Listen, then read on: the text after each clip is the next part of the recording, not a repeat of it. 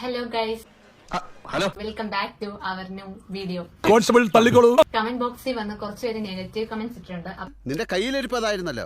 തുറന്നു പറയുകയാണെങ്കിൽ നാട്ടുകാർക്കെല്ലാം നിങ്ങളെ പറ്റി വളരെ മോശം അഭിപ്രായമാണ്. അവർക്ക് പേരെടുത്തൊന്നും പറയുന്നില്ല ഗൈസ്. അവർക്ക് അങ്ങനെ ഒരു പബ്ലിസിറ്റി നമ്മൾ കൊടുക്കുന്നില്ല. ഞാനൊരു വലിയ സംഭവം അല്ലേ.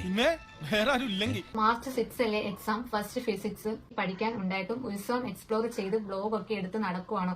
ആഗ്രഹമില്ലാണ്ടല്ല സുഖം. ജന്മനാ വിദ്യയാണ്. അതിന് വേണ്ടിയിട്ടുള്ള പ്രിപ്പറേഷൻസും കാര്യങ്ങളെല്ലാം തുടങ്ങിയിട്ടുണ്ട്, പഠിക്കുന്നുണ്ട്. കല്യാണം കഴിഞ്ഞൊന്നും പഠിപ്പ് നടക്കില്ല.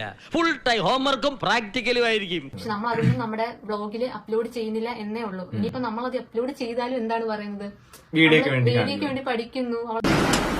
തള്ളു കാരണം പോരല്ലേ ഫീസ് വരെ അടിച്ചു പോയി.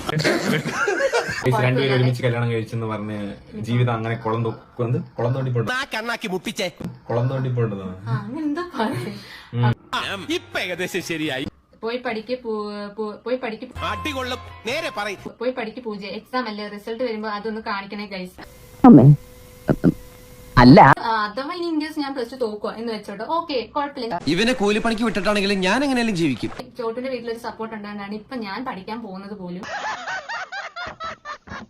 അപ്പൊ നാളെ ഈ ഫാമിലി എന്റെ കൂടെ ഉണ്ടാവും എനിക്ക് നല്ല വിശ്വാസം ഉണ്ട്.